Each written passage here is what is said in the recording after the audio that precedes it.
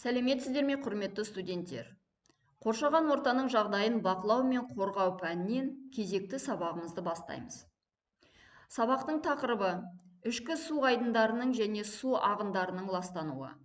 Мақсаты ішкі су айдындарының және су ағындарының ластануы туралы толық мәлімет беру.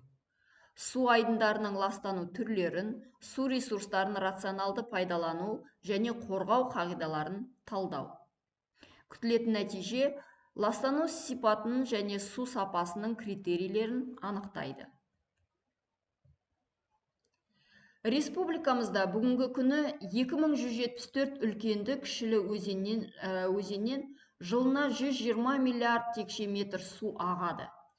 Бұл судың 65 оңаша алқаптарға құйып жатады.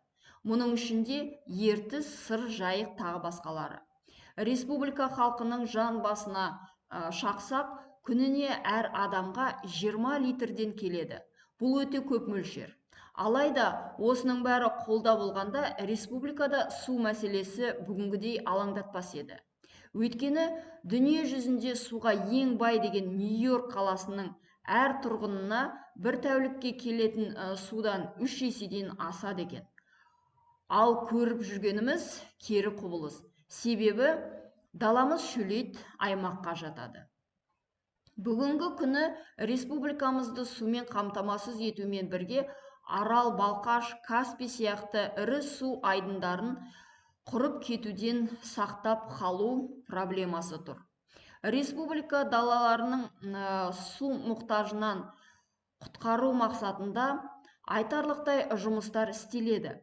Қазақстан картасына сыйымдылығы миллиардтаған текше метр су жиналатын және ГЭСі бар Шардара, Қапшағай су тораптары, Сырдария бойында Қазалы торабы, Бөген, Бадам, Тасөткел қоймалары мен Ертіс Қарағанды каналы пайдалануға беріліп, жүздеген мың гектардан астам қолдан суартылған жер игерілді.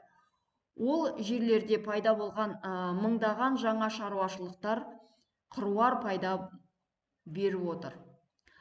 Алайда, мұның бәрі ірі су айдындарының күннен күнге тартылуына себепші болып отыр. Сондықтан, жерді суландыру мәселесін қоймалар жасау арқылы шеше отырып, су қорын қорғауды да естен шығаруға болмайды. Каспий, Арал, Балқаш сияқты табиғи айдындарды да жоғалтып алмау керек. Алайда, жер асты суын көп пайдаланып, жерлерде бос воронкалар пайда болады. Оларға бактериялар, кейбір химиялық элементтер еніп, кенетіндігі анықталды. Бұл табиғат қорғаудың ережелерінің бұлжытпай сақтауды талап етеді.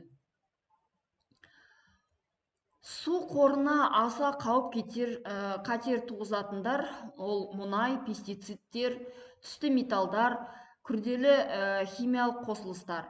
Әсіресе оның құрамында әртүрлі зиянды заттар көп. Өнеркәсіптік өндіріс орындарымен қатар ауыл шаруашылығы өндіріс орындарының су қорына тигізетін әсері де молшылық. Ал лас суларды ауыл шаруашылығына пайдалануында зияны өте көп. Мысалы, ауыл шаруашылығындағы дақылдарын ластанған сулармен суару, біріншіден олардың шығарымдылығы өте төмен, ал екіншіден адам денсаулығына қауіпті болады. Сонымен қатар, топырақтың тұздылығы көтеріледі. Топыраққа биохимиялық процестер жүруі төмендейді. Сулардың ластануы әсіресе балық қорына тікелей зиян келтіреді. Су бассейнінің ластануының негізгі себептері тазартылмаған ағын суларды өзен көлдерге жіберу.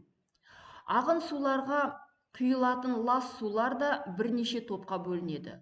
Оларды қоспалар, ерімейтін, коллоидты ерітінділер деп бөлеміз. Лас сулар минералдық, органикалық, бактериялық, биологиялық деп жіктейміз. Жер асты суларына әртүрлі жұқпалы аурулар таралатын микробтар, вирустар кездеседі. Қазақстан жағдайында өзен көлдерінің ластануы көбіне өнеркәсіп шоғырланған аймақтарда, полигондар, мұнай газ өндіретін жерлерде жаппай сипат алуда. Өзендердің ішінде Ертіс су алабы, Өскемен қорғасын мырыш комбинаты, Леногор қорғасын зауыты, Березов кеңі, Зырянов зауыты секілді өндіріс орындарының сарқынды лас сулармен ластануда. Су құрамында қорғасын, мырыш, сынап, тағы басқа ауыр металдар шекті мөлшерден асып кетуі жиі байқалады. Іле-Балқаш бассейні суының сапасы да мәз емес. Мұндағы ластағыш заттар ауыр металдар, мұнай өнімдері мен фенолдар. Әсіресе Балқаш мыс өндірістік бірлестігі, Балқаш балық өнеркәсібі, Сарышаған ракета полигоны, кен рудаларын балқыту комбинаты Балқаш көліне мыңдаған тонна зиянды заттарды төгуде. Іле өзенінің ортаңғы ағысы жалпы өзен экожүйесі, күріш алқаптары және шеңгелді массивтерін игеруде байланысты минералды тыңайтқыштар мен химиялық препараттар өте көп қолдану келеді. Нәтижесінде өзен суының сапалық құрамы төмен. Оның үстіне Іле өзенінің арқылы мұнай тасымалдау, Қапшағай су қоймасы, Қытай жеріндегі судың ластануы ондағы экологиялық жағдайды қиындата түсуде. Сырдария, Шу, Талас, Қаратал, Ақсу, Лепсі, Тентек, Көксу өзендерінің сулары біршама таза деп есептелінеді. Соның ішінде Сырдария, Шу, Талас өзендері ауыл шаруашылығын химияландыру мен дренажды сулармен ластануда. Әсіресе Арыс, Келес өзендері күріш пен мақта егісінде жиі қолданылатын пестицидтермен ластап отыр. Соңғы жылдары Каспий теңізінде мұнай өндіруге байланысты теңіз деңгейінің табиғаты көтерілуі аймақтарының экологиялық тыныс тіршілігін шиеленістіріп отыр. Еділ мен Жайық өзендерінің лас сулары теңіз суын уландыра түсуде. Атырау, Маңғыстау аймақтарында қазір мұнай мен ластану аймағы 200 мың гектар алып жатыр. Қоймаларда 200 мың тонна мұнай қалдығы, 40 мың тонна көмірсутегі жинақталған. Ақтөбе облысындағы су айдындарының да экологиялық жағдайы нашар. Мәселен, Елек өзені амин өнеркәсібі себебінен және бормен ластануда. Қарағанды металлургия комбинатының және Теміртау қаласындағы карбид өндірістік бірлестігінен шыққан су Нұра өзенінен барынша ластануда. Жамбыл фосфор зауытының сарқынды лас сулары Талас, Асы өзендері мен оның алқаптарын фтор және сары фосформен ластап отыр. Оңтүстік Қазақстан облысында ең көп ластану Бадам Сайран кен орындарында байқауда. Әсіресе Бадам өзені бойындағы қорғасын фосфор химия өнеркәсіптерінен бөлінетін қорғасын, мырыш, сынап, кей жерлерде шекті мөлшерден 50 есеге дейін асып кеткені тіркелген. Су ресурстарының биологиялық ластануы Арал аймағы мен Батыс Қазақстанда жиірек ұшырасуда. Қазіргі таңда суды тазалаудың жаңа технологиялары биохимиялық, химиялық, физика-химиялық болып бөлінеді. Бұл әдістерді сіздер аналитикалық химия, физика-химиялық талдау пәндерінен жақсы білесіздер.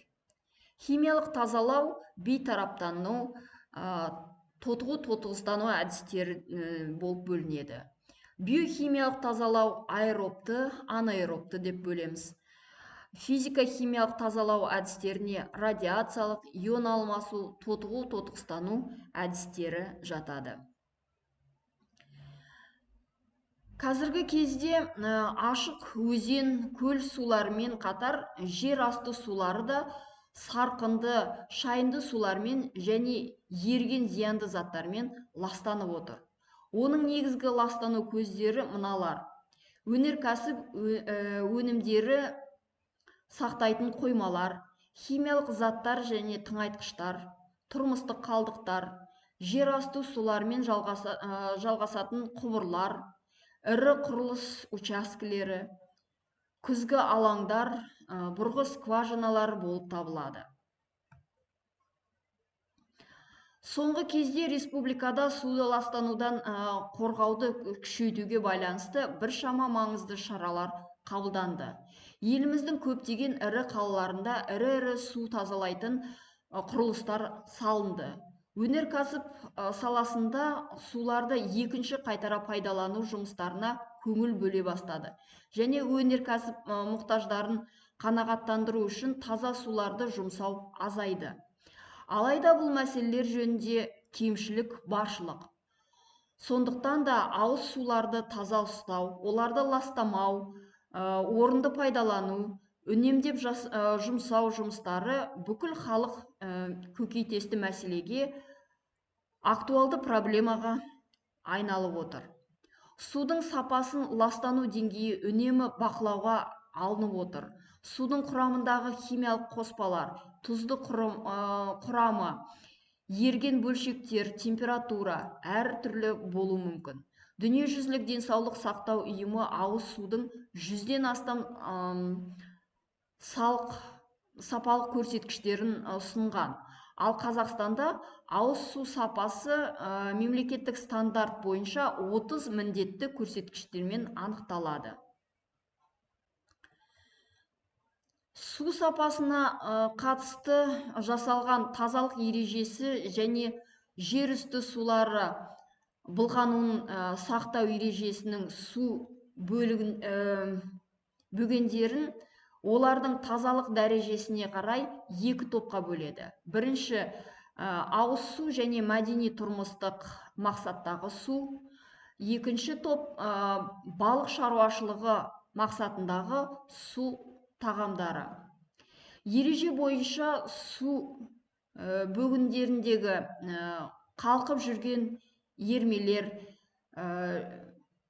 судың иісі, дәмі, түсі, қызуы, pH мәні, құрамы және ондағы минералдық ерменілер, су ердегі оттектің мөлшері, судың оттекке деген биологиялық сұранысы, улы және зиянды заттар мен ауру таратқыш бактериялардың құрамы мен шектік жіберімдік мөлшері назарға ұсталып тіркелуі тиіс. Төгін су мөлшері, соның ішінде құрамында зиянды органикалық қосылыстар бар төгін су мөлшері жылдан жылға артып келеді.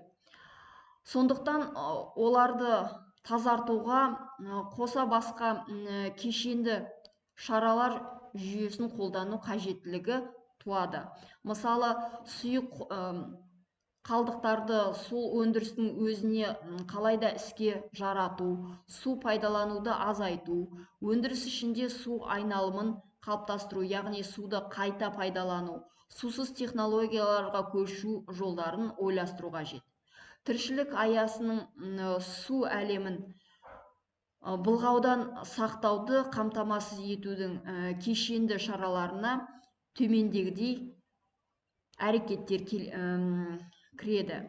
Біріншіден, суы аз немесе қалдықсыз оқшауланған су айналымдық және аралық тазалау немесе суды салқындатып қайта іске жарату жүйесі бар технологияларға көшу.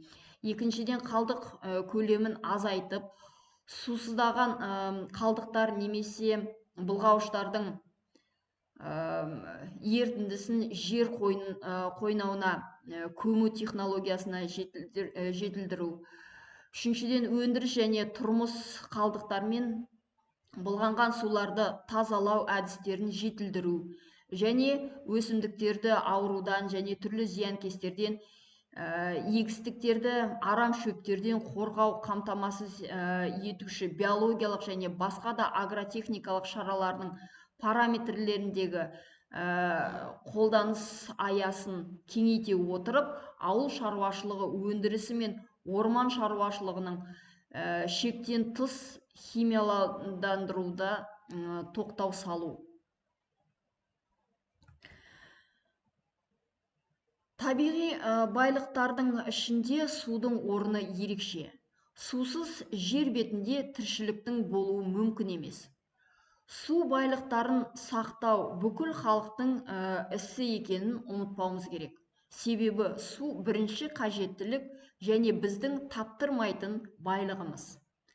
Су ресурстарын пайдалану және оларды қорғаудағы заңды құжаттардың бірі су кодексі. Мұндағы көрсетілген Қазақстан Республикасындағы су заңдарының міндеттері халықтың экономика салаларының суды ұтымды пайдалануын қамтамасыз ету, су ресурстарының ластанудан былғану мен сарқылудан қорғау, судың зиянды ықпалын болдырмау және оны жою мақсатында су қатынастарын реттеп отыру, су қатынастары саласындағы заңдылықтарды нығайту болып табылады. Сонымен, құрметті студенттер, бүгінгі лекция сабағымыз аяқталды. Бүгінгі тақырып бойынша қосымша мәліметті келесі әдебиеттерден ала аласыздар. Және де берілген тапсырмаларды орындап, бағалау критерийлерді ескере отырып, тапсырмаларыңызды Платонус платформасына жүктеңіздер. Осымен сабағымыз аяқталды. Назарларыңызға рахмет. Сау болыңыздар.